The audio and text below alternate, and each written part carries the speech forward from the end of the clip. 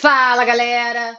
A última aula que a gente tem é sobre taxonomia sistemática, falando também sobre os grupos taxonômicos, né? Sobre cada um dos grupos taxonômicos e aprofundando ali, aprofundando não, na verdade, fazendo a revisão sobre a parte botânica. Vamos começar falando de taxonomia, né? A diferença entre taxonomia e sistemática. Quando a gente fala de taxonomia, a gente está fazendo uma classificação dos seres vivos. A taxonomia visa classificar os seres vivos a partir de características morfológicas que eles vão apresentando. Então, de acordo com as características morfológicas, a gente consideraria os indivíduos sendo mais ou menos aparentados.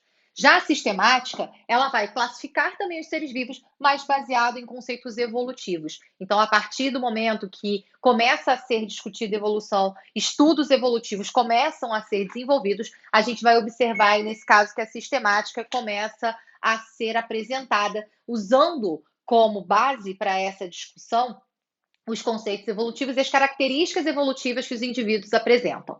Vamos começar pela parte taxonômica, né? A gente, quando fala de taxonomia, a gente tem a referência de Linneu. Aí, nesse caso, ele foi uma referência dentro da área de taxonomia porque ele propôs o primeiro sistema de classificação que a gente encontra. O sistema de classificação de Linneu, apesar da gente ter aí, nesse caso, hoje em dia, o conceito da sistemática sendo o conceito utilizado, né, para a classificação dos seres vivos, aquela classificação proposta por Linneu, ela não caiu por terra, tanto que até hoje a gente usa, né? A gente usa lá as categorias taxonômicas propostas por Linneu, que são reino, filo, classe, ordem, família, gênero e espécie. Aí, nesse caso, a palavra ali que forma, né, reficofage, né, só fica um pouco mais sonoro ali para você lembrar quais são essas categorias taxonômicas. A ideia da taxonomia ou da sistemática, né, é classificar os seres vivos. E aí essa classificação ela é importante porque você vai observar que você tem milhões de espécies. Essas espécies, elas precisam ser agrupadas para ser melhor entendida, melhor compreendida ou estudada. Então, a gente vai observar que na taxonomia a gente vai agrupando. A gente vai agrupar de acordo com características mais gerais, indo para características cada vez mais específicas. Quanto mais geral, a gente vai observar que a gente tem um conceito do reino. E quanto mais específica você tem a espécie que identifica o indivíduo que você está analisando, né? E todos os outros que são idênticos ali em relação a ele. Idênticos que eu digo morfologicamente ou pensando até mesmo evolutivamente, tá? Quando a gente trabalha com esses conceitos, né, com essas categorias taxonômicas, a gente fala muito sobre espécie, até porque a gente usa muito a nomenclatura, né, para identificar essas espécies. A nomenclatura taxonômica, ela vai aí, nesse caso, se basear em algumas regras básicas para tornar universal essa comunicação. É importante que quando você nomeie um organismo, ele possa ser, aí nesse caso, essa nomeação possa ser compreendida independente da região que a gente se encontra.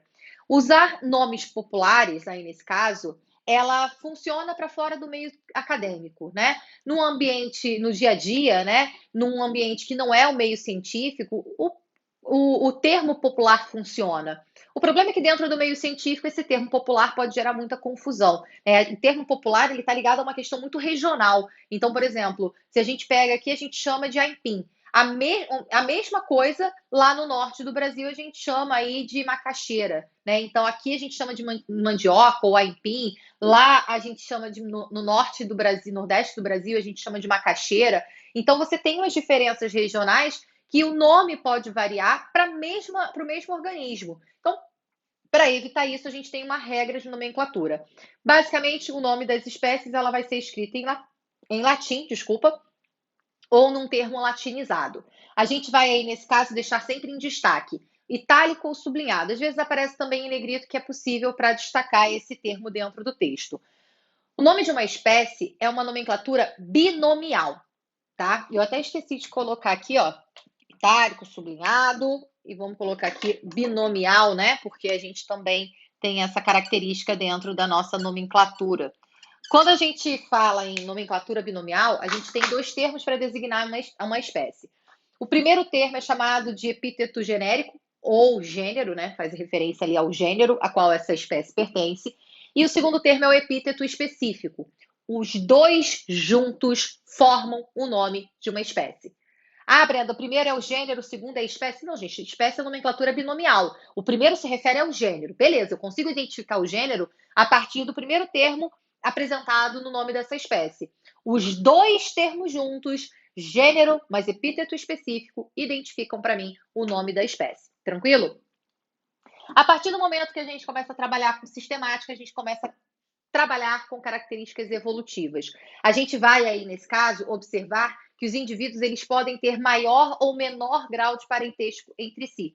Então, a gente vai tentar agrupar aqueles indivíduos que têm maior grau de parentesco, que apresentam maior grau de homologia, que aí, nesse caso, mostra que eles apresentam mesma origem embrionária. Mesmo que as suas estruturas corporais, elas não sejam tão semelhantes assim. Por exemplo, se eu pegar mamíferos, eu tenho mamíferos que voam, mamíferos que nadam, mamíferos que se deslocam em ambiente terrestre. Então, eu tenho mamíferos com diferentes características, mas não deixam de ser mamíferos. Por quê? Porque evolutivamente vieram aí, nesse caso, de um mesmo ancestral. Então, significa que o grau de parentesco entre eles é muito grande. O grau de homologia, que mostra que eles têm aí, nesse caso, mesma origem embrionária, é muito grande. Então, a gente vai trabalhar justamente focando nesse maior grau de parentesco, em organismos que apresentam alto grau de homologia, porque isso indica parentesco. Brenda, então significa que na sistemática eles não fazem comparações de funções, por exemplo, organismos que têm estruturas semelhantes, eles são mais aparentados? Não, porque nesse caso a gente colocaria, por exemplo, um morcego sendo mais aparentado com um inseto, porque os dois voam.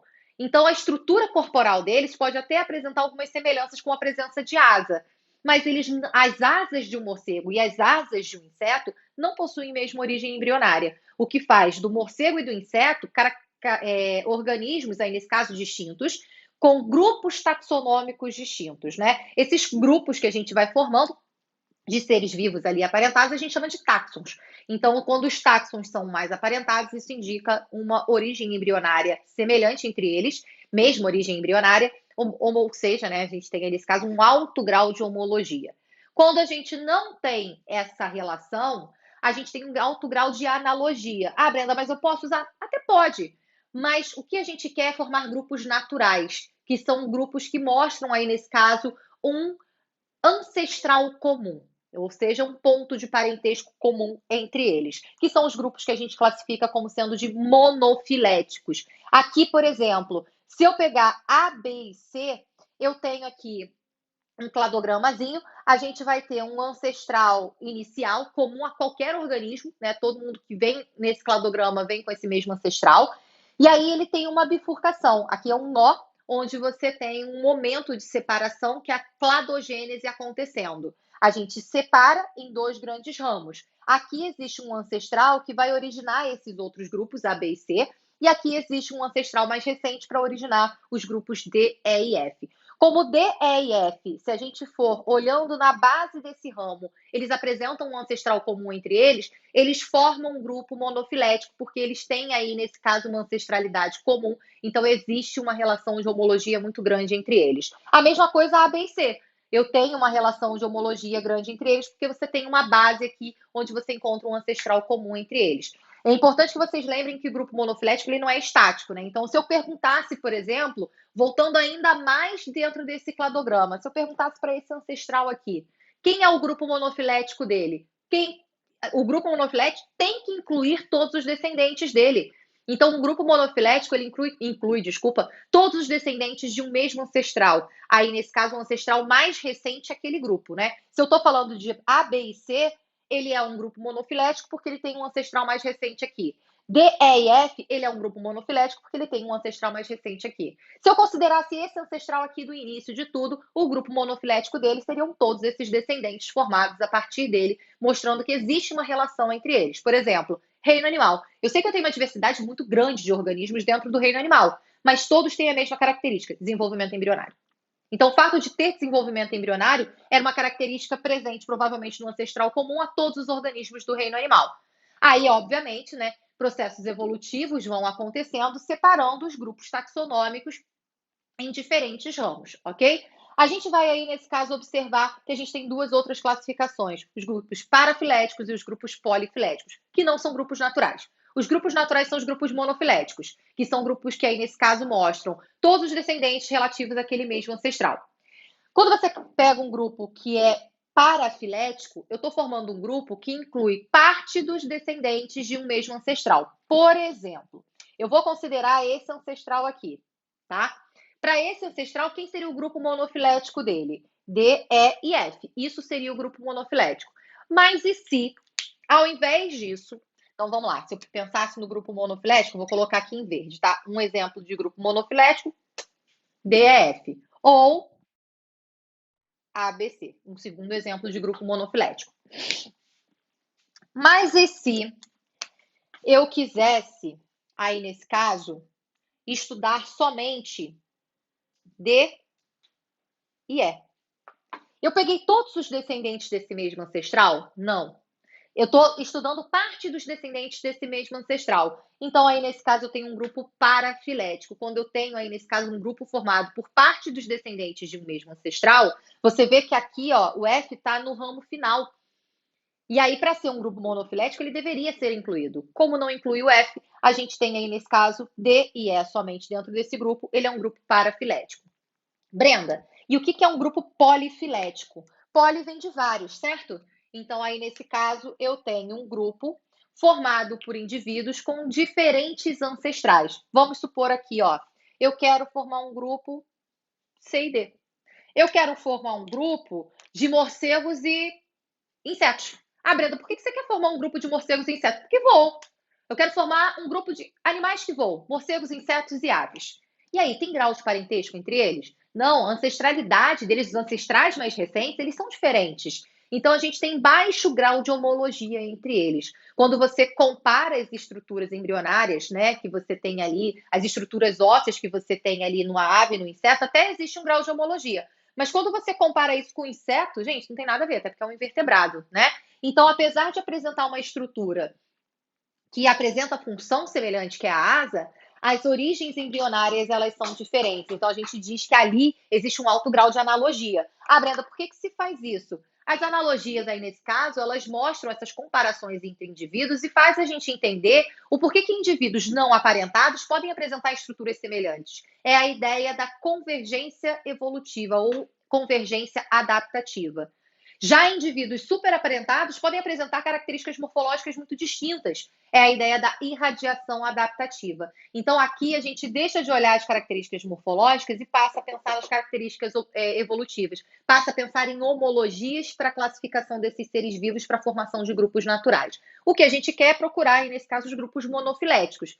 Mas a gente pode observar também a formação de grupos parafiléticos e polifiléticos na tentativa de explicar essas comparações, fazer essas pequenas comparações, tá? Todos eles são viáveis ali, mas quando você monta um cladograma, qual é a sua busca? Formar grupos que são monofiléticos, que mostram uma relação alta de homologia entre os indivíduos, mostrando uma relação de parentesco muito grande entre eles. São os grupos classificados aí como grupos naturais, tá bom? Vamos lá. A gente vai aí, nesse caso, observar que quando a gente faz essa classificação, é quando você monta um cladograma, o cladograma ele é sempre baseado em passos evolutivos, em novidades evolutivas, que são as apomorfias. Então, por que eu divido, por exemplo, aqui, separo o grupo D, o táxon D, do táxon E e F, né? Então, a gente tem uma novidade evolutiva que E e F vão apresentar, que D já não vai apresentar, então ele é separado taxonomicamente. Por exemplo, se a gente pega um cladograma de reino plantae. Cladograma de plantas, você tem aí todos inicialmente apresentando embrião multicelular nutrido pelo genitor. É uma característica comum ao ancestral de todos os organismos do reino plantae. Aí o primeiro grupo de plantas que a gente estuda são as briófitas.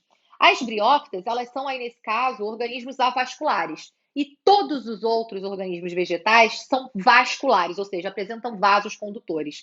Então, a gente separa o grupo das briófitas dos outros grupos. Brenda, então o grupo da briófita é um grupo mais antigo ali e parou de evoluir? Não, tá, gente? Esse ramo, ele continua a sua própria evolução. As briófitas, elas continuam a sua evolução. Eu só estou organizando dentro de um cladograma, tá? A gente aí, nesse caso, vai observar que depois aparecem as pteridófitas, gimnospermas e angiospermas. As pteridófitas têm característica de ser traqueófita, mas não tem semente. Então, a partir do momento que aparece a semente, eu separo o grupo das pteridófitas e deixo as outras plantas que têm semente. Semente, mas sem fruto, são as gimnospermas. Fruto e flor são as angiospermas. Então, cada novidade evolutiva vai servindo para a gente poder, aí, nesse caso, separar esses grupos taxonômicos diferentes que a gente vai apresentar. E aí, essas novidades evolutivas são chamadas de apomorfias. Aquelas novidades, aí, nesse caso, aquelas características evolutivas mais antigas são chamadas de plesiomórficas. Por exemplo, o fato de todo organismo vegetal apresentar embrião multicelular nutrido pelo genitor é uma característica primitiva, uma característica ancestral, é uma característica plesiomórfica, que é mais antiga. As características novas, mais recentes, elas são aí, nesse caso, consideradas como sendo apomorfias, ok? Vamos lá. Isso é outro conceito também que não é estático, né? Outro exemplo, se eu pego reino animal. Para o reino animal, ter notocorda é uma novidade evolutiva, porque só os cordados têm. Mas e se eu estiver estudando só os cordados? Porque eu posso estudar uma parte só do reino animal, eu posso estudar só os cordados. Se eu estiver estudando só os cordados, eu vou observar aí nesse caso que notocorda é uma característica ancestral. Então, se eu estiver considerando o reino animal, qual é o meu referencial? O reino animal. Então, a notocorda é uma novidade evolutiva, ela é uma apomorfia. Qual é o meu referencial? Eu estou estudando só cordado. Pô, para cordado, qualquer cordado tem essa característica. Então, ela é uma característica plesiomórfica, tá bom? Aí você tem que saber o referencial ali que você está usando. Na classificação taxonômica, a gente tem aí 2 tipos de classificação, em 5 reinos e 3 domínios. A gente usa a classificação em 5 reinos. A classificação em 5 reinos, a gente divide os organismos em reino monera, protista, fungo, animal e plantário. Nos organismos, aí na divisão em 5 reinos, a gente vai dividir os organismos com relação ao número de células e o tipo de nutrição que eles vão apresentar. Organismos do reino monera são organismos unicelulares, procariontes, e são aí, nesse caso, organismos hetero ou autotróficos, dependendo de quem a gente esteja falando, né? Porque bactérias aí, nesse caso, são heterotróficas, mas a gente tem aí, nesse caso, organismos como as cianobactérias, que também são do reino monera e são organismos autotróficos, ok? Aí também tem bactérias quimiosintetizantes, que também são organismos autotróficos. Os protistas é um reino onde a gente encontra protozoários, que são organismos unicelulares, e algas, tanto unicelulares quanto pluricelulares, tá? A gente tem organismos aí, nesse caso, eucariontes, todos aqui agora, né? A partir de protista, todo mundo é eucarionte. São organismos que podem ser heterotróficos no caso dos protozoários, mas autotróficos no caso das algas. Os organismos do reino fungi, a gente tem alguns organismos unicelulares, que são as leveduras, são poucos aí nesse caso, fungos unicelulares, a maioria dos fungos são organismos pluricelulares. Todos eles são eucariontes e todos eles são heterótrofos. A gente diz que eles são heterótrofos por absorção. Os fungos eles possuem digestão extracorpórea, liberam enzimas digestivas no ambiente para digerir o seu alimento e absorver esses nutrientes gerados na digestão. Eles têm uma estrutura que é o micélio vegetativo, que é o corpo vegetativo que a gente chama, né? Que é responsável por essa nutrição dele. Os animais, todos eles são pluricelulares, eucariontes e heterótrofos por digestão. Ingerem o alimento e digerem nas suas cavidades digestivas, ou dentro da sua célula, como é o caso do porífera, né? Reino plantar são organismos pluricelulares, eucariontes e todos eles autotróficos. A gente vai falar aí da diferença de algas para plantas para poder caracterizar isso, né? Mas já para poder adiantar, plantas têm tecido.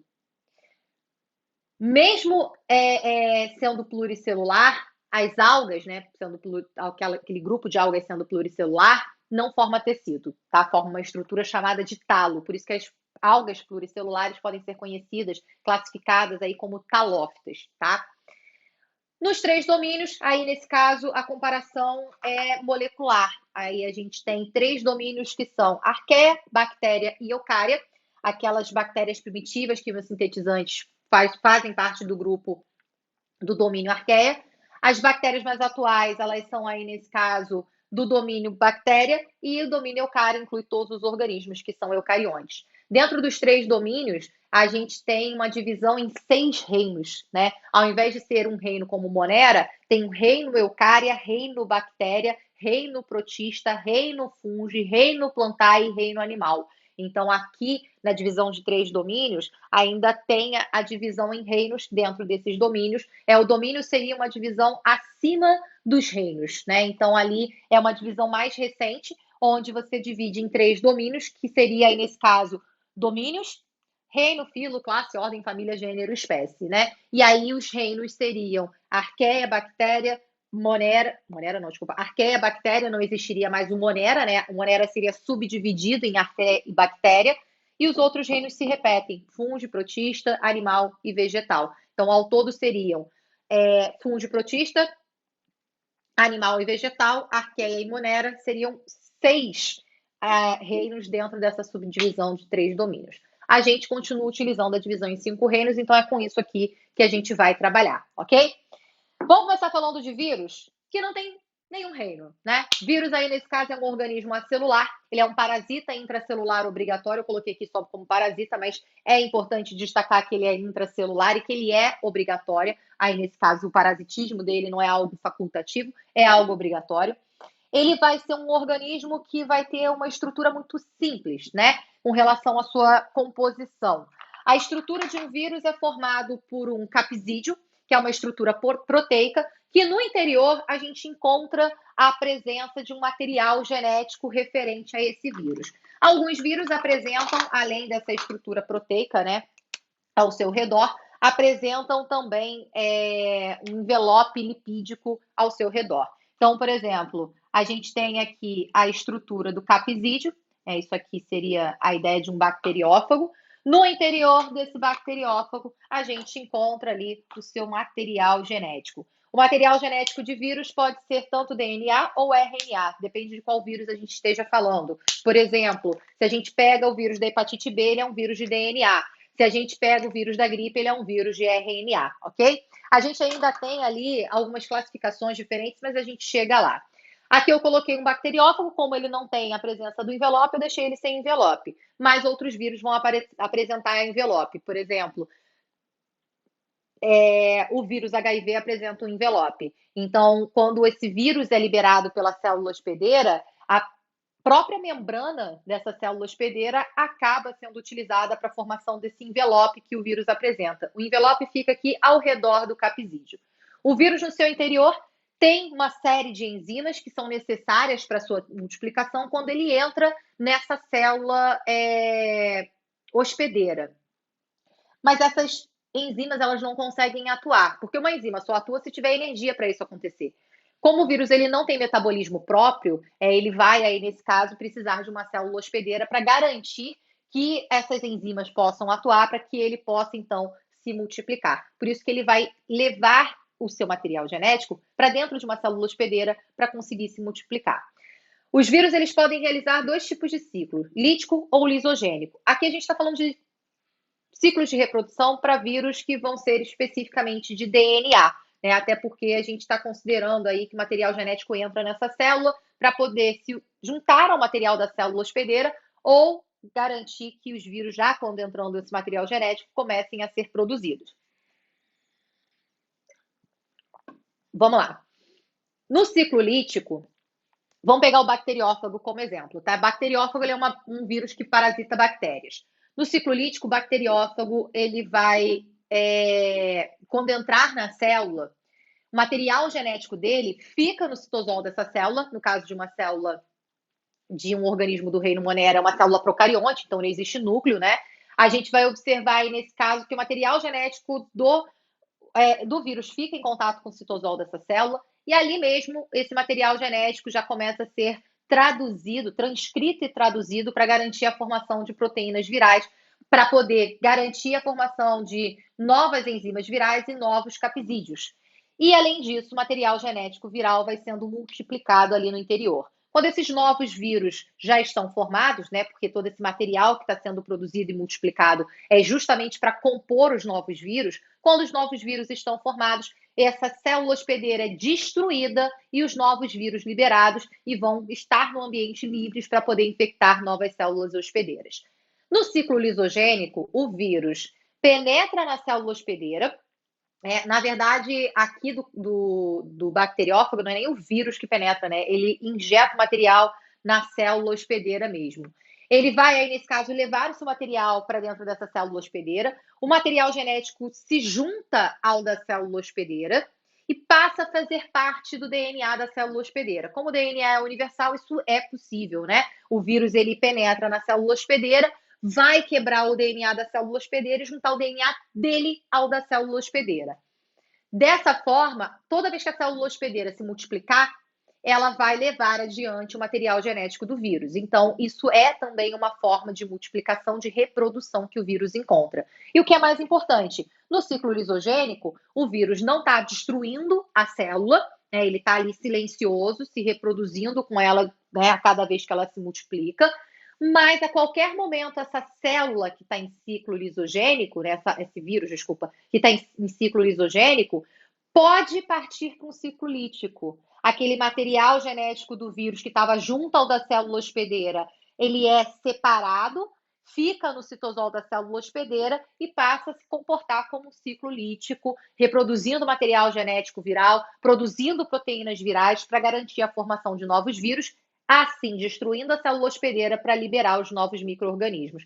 Isso pode acontecer quando um vírus penetra na célula, mas ela não está abastecida energeticamente, ou então porque o vírus realmente ele tem um ciclo em que ele penetra na célula, mas ele não se reproduz muito rapidamente, porque é natural desse vírus, né? É característica que esse vírus apresenta. O ciclo lítico, então, basicamente, o vírus infecta a célula, destruindo a célula hospedeira para garantir a liberação dos novos vírus. E no ciclo lisogênico, o vírus vai se multiplicando ali junto com a multiplicação dessa célula e não ocorre a destruição da célula hospedeira, a não ser que ele migre para o ciclo lítico, ok? Vírus de RNA, a gente tem 3 tipos aí. Vírus de RNA senso positivo, vírus de RNA senso negativo e retrovírus. O que acontece? O vírus de RNA senso positivo, ele já consegue atuar como um RNA mensageiro. Então, quando ele entra na célula hospedeira, ele já entra em contato com o citosol dessa célula, onde você tem ali os ribossomos para fazer a leitura desse material genético, garantindo a produção de proteínas virais. E esse material genético do vírus consegue se multiplicar ali, garantindo a formação de novos vírus. Então, aqui nesse caso, esse vírus ele entra na célula e o próprio material genético dele se comporta como se fosse um RNA mensageiro. Já o RNA senso negativo, ele quando entra na célula hospedeira, ele não consegue se ligar ao ribossomo para atuar como um RNA mensageiro, ele não tem essa afinidade com o ribossomo. Então, ele precisa formar um RNA complementar. Complementar ao negativo seria um RNA positivo, que atua como o quê? Como um RNA mensageiro. Aí, o que é a diferença? Quando você olhar uma questão que mostra um vírus de RNA negativo, você vai observar que dentro desse vírus existe uma RNA polimerase. O que é uma RNA polimerase? É uma enzima de síntese de RNA. E ainda mais, ela é uma RNA polimerase dependente de RNA. Por quê? O que esse vírus precisa fazer para se multiplicar dentro da célula? Ele não é um vírus de RNA negativo? Então, ele que é um vírus de RNA negativo precisa formar um RNA complementar, que é um RNA senso positivo. Então, para fazer isso, eu preciso de uma RNA, o vírus precisa de uma RNA polimerase, certo? Só que é uma RNA polimerase para produzir um RNA a partir de outro. Então, a gente fala que é uma RNA polimerase dependente de RNA. Então, para um vírus de RNA negativo começar a atuar dentro da célula hospedeira, essa RNA polimerase dependente de RNA já tem que estar com ele desde o início. Ah, Brenda, mas então o RNA positivo não precisaria dessa enzima? Precisa, mas ele é capaz de produzir essa enzima assim que ele entra na célula hospedeira. Aqui, ele já tem que chegar com essa enzima, porque essa enzima vai ser necessária para conseguir garantir a produção do RNA positivo para a síntese proteica acontecer. Aqui, gente, a síntese proteica já acontece. Então, a síntese proteica já acontecendo, ele pode, depois que entrar, produzir essa enzima a partir do momento que ele está fazendo a síntese proteica dele ali. O retrovírus, ele vai ter uma enzima chamada transcriptase reversa, que é capaz, aí nesse caso, de produzir DNA a partir de um RNA. É o contrário ali do que a gente espera, né, de uma transcrição. A transcrição é RNA a partir de DNA. Aqui, como é uma transcriptase reversa, a gente vai observar o contrário, um DNA sendo produzido a partir de uma molécula de RNA. É o que acontece aí no caso dos retrovírus. Tranquilo? Vamos lá falar sobre reino Monera, protista e fungi, para poder falar sobre reino animal e reino plantae, tá? Eu coloquei as características básicas de cada grupo para falar um pouco sobre cada um deles, dando aí mais tempo para falar sobre plantas e animais, porque são grupos maiores e muito mais cobrados, tá? Reino Monera, organismos procariontes, com células procariontes. São organismos que apresentam uma célula muito simples, com presença de ribossomo e 70S. As células de organismos procariontes, né? Se a gente pegar as células bacterianas, elas possuem uma membrana plasmática, a região do mesossomo, que é responsável pela respiração celular dessas células. Ali existe uma região com alta concentração de enzimas para a realização desse processo metabólico. A gente vai observar uma estrutura de parede celular ao redor dessa membrana plasmática. Só que a parede celular, nesse caso, é uma parede de peptídeo glicano. A gente vai aí, nesse caso, observar que as bactérias, elas são organismos heterotróficos ou autotróficos, quimiosintetizantes, né? A gente tem, nesse caso, as bactérias quimiosintetizantes. E a gente tem as cianobactérias, que são organismos fotossintetizantes. Mas não tem presença de cloroplasto, tá? Aí, nesse caso, são células procariontes. Então, o que a gente vê é que as cianobactérias, elas têm membranas no seu interior, onde, aderidas a essas membranas, a gente encontra pigmentos fotossintéticos que vão fazer com que esses organismos unicelulares sejam capazes de realizar processos de fotossíntese. As bactérias, elas têm funções muito variadas na natureza, né? A gente vai observar bactérias com função decompositora, tem bactérias que são organismos parasitas, tem bactérias que são de vida livre, que se alimentam de material que está no meio.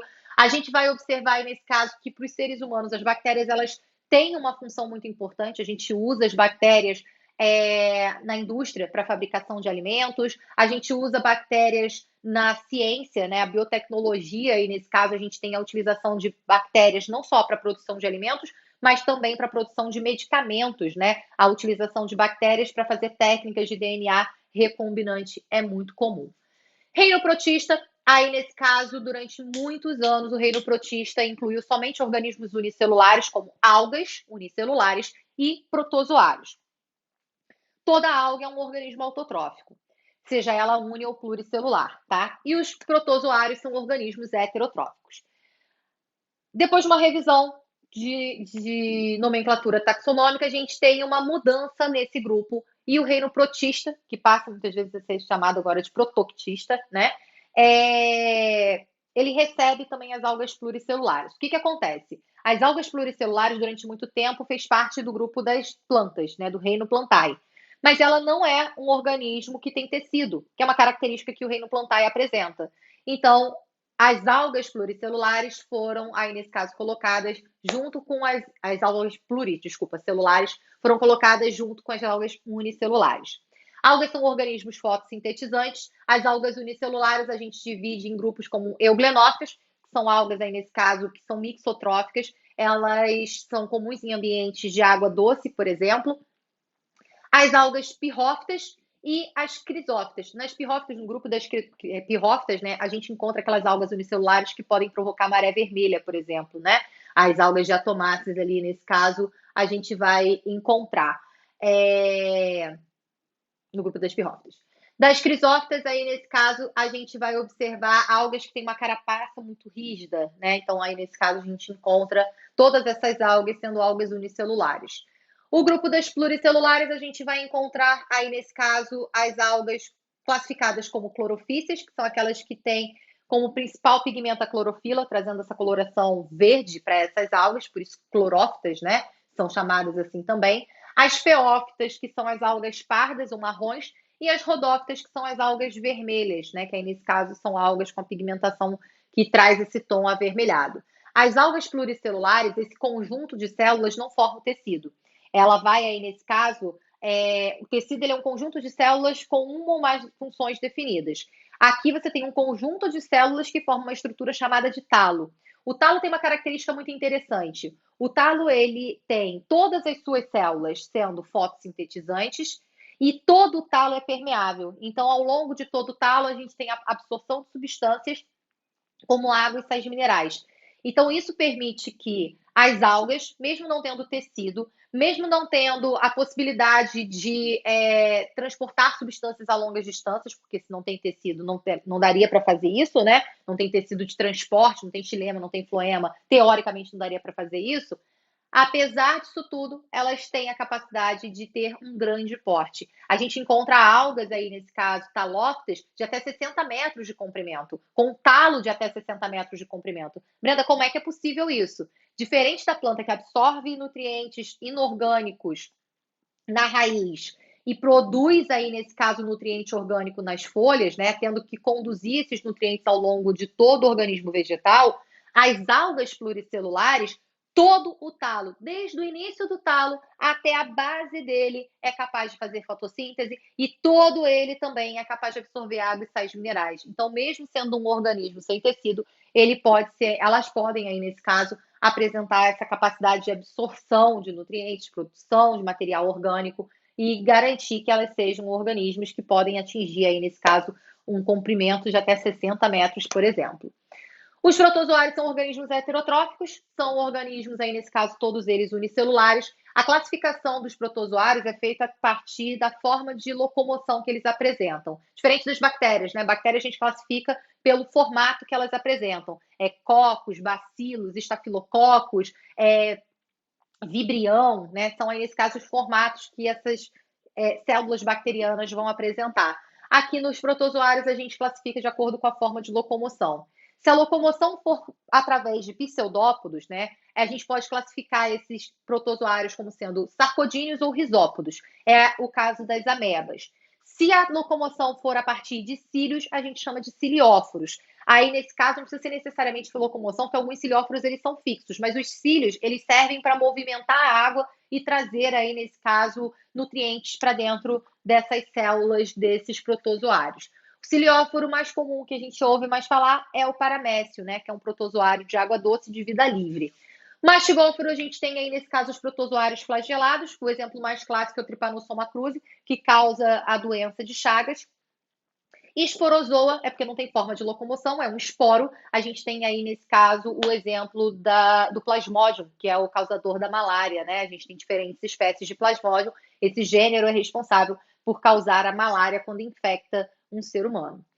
Os protozoários aí, nesse caso, a gente fala muito mais deles quando a gente trabalha com doenças, né? Tanto bactéria quanto protozoário, a gente explora muito mais isso quando fala sobre doenças do que a parte taxonômica em si, né? A parte bacteriana, né, que mais se explora é a diferença entre células bacterianas, né, que são células procariontes, e dos outros organismos que são eucariontes. E isso a gente explora em citologia, então acaba ficando bem dividido ali, por isso que acaba sendo mais rápido para falar sobre esses reinos.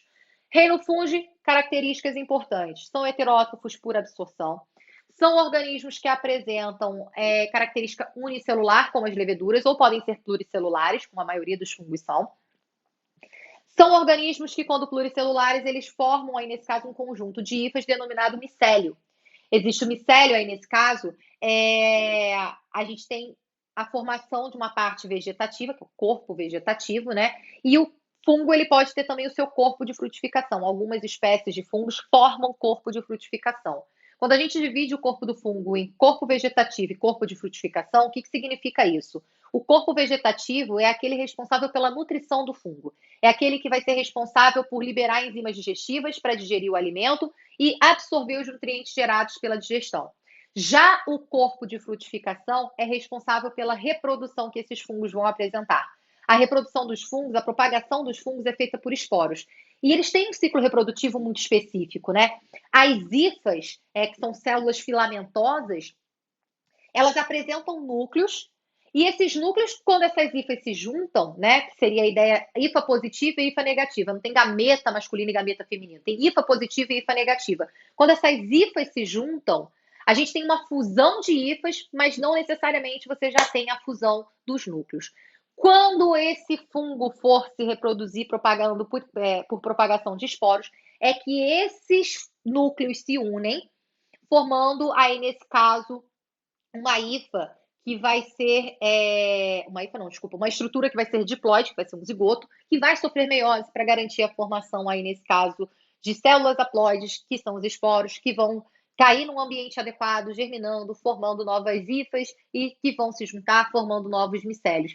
Então, a reprodução dos fungos é uma reprodução muito diferente do que a gente é acostumado a observar, né? No caso dos fungos, a gente vai observar, então, que essa divisão, quando existe entre corpo vegetativo e corpo de frutificação, é para você identificar que o corpo vegetativo é responsável pela nutrição. O corpo de frutificação é responsável pela reprodução, porque é ali que se dá a produção de esporos, tá bom? Todo fungo tem parede celular, só que é composta por quitina. A gente já viu que tem parede celular nas bactérias, composta por peptídeo glicano. A gente sabe que tem parede celular nos vegetais, que é clássico, né? Parede celular de celulose. E agora a gente sabe também que fungos têm parede celular composta por quitina, que é um polissacarídeo que a gente também encontra no exoesqueleto de animais, tá? Cuidado aí só para não confundir, tá? Porque é quitina e não queratina. É um polissacarídeo que forma a parede celular. Aí, nesse caso, quitina. Queratina é proteína que tem na nossa pele, tá bom? Não tem nada a ver aí com fungo. Os fungos, eles podem ser classificados em diferentes filos: zigomicetos, ascomicetos e basidiomicetos. Os zigomicetos, a gente vai aí encontrar os bolores, os mofos. Nos ascomicetos, a gente encontra fungos que são utilizados na produção de queijo. A gente encontra fungos unicelulares, como as leveduras. Na verdade, as leveduras, todo fungo unicelular é chamado de levedura, tá? As leveduras se distribuem por vários grupos, né? Tanto dos zigomicetos quanto dos ascomicetos. Mas é porque a maioria das leveduras são encontradas no grupo dos ascomicetos. A gente tem também os basidiomicetos, que são aí, nesse caso, os cogumelos. Esses são os mais clássicos da gente achar. Todos esses fungos, eles têm o seu ciclo reprodutivo muito bem definido. Agora, tem um grupo, né, que é aí, nesse caso, um grupo artificial criado para incluir todos os fungos que não têm essa definição perfeita sobre o ciclo reprodutivo deles. A gente chama de fungos imperfeitos, que são os deuteromicetos. Aqui nesse grupo dos deuteromicetos, a gente encontra a maior parte dos fungos que são parasitas, né? Alguns fungos são parasitas. Os fungos, eles são organismos que têm uma importância ecológica muito grande, porque eles fazem a decomposição do material orgânico na natureza. Alguns fungos são parasitas, por exemplo, nossos parasitas também. A gente tem micose, né, de pele, ela aí nesse caso, unha, pele, seja lá o que for, é provocado por um fungo parasita. Candidíase foi provocado por um fungo. Então, aí nesse caso, a gente vai observar que esses grupos, né, de fungos que não têm uma definição do seu ciclo reprodutivo são classificados como fungos imperfeitos e são colocados aí dentro de um grupo artificial criado para juntar todos eles que não têm uma definição sobre o ciclo reprodutivo. Aí, nesse caso, a gente chama de deuteromiceto. A classificação dos filos do reino fungi, né, em zigomiceto, ascomiceto ou basidiomiceto, a gente até tem outros grupos, né, quitridiomiceto, por exemplo.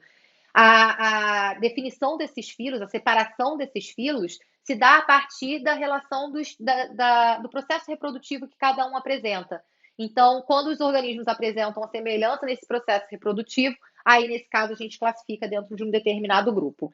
A gente vai aí, nesse caso, observar que no reino fungi, alguns fungos apresentam relação harmônica com outros indivíduos, apresentando uma relação de mutualismo, como, por exemplo, os líquens e as micorrizas. Os líquens são associações entre fungos e algas, ou fungos e cianobactérias, onde você vê o fungo trazendo aí, nesse caso, os nutrientes inorgânicos, que vai servir também para as algas, né, ou para as cianobactérias, e as cianobactérias e algas produzindo material orgânico que parte é compartilhado com os fungos. É uma relação harmônica que a gente tem nessa relação do líquen. O líquen pode ser uma composição de algas e fungos, ou ele pode ser composto por cianobactérias e fungos. Além disso, a gente também encontra micorrizas, que são associações de fungos com raízes de plantas.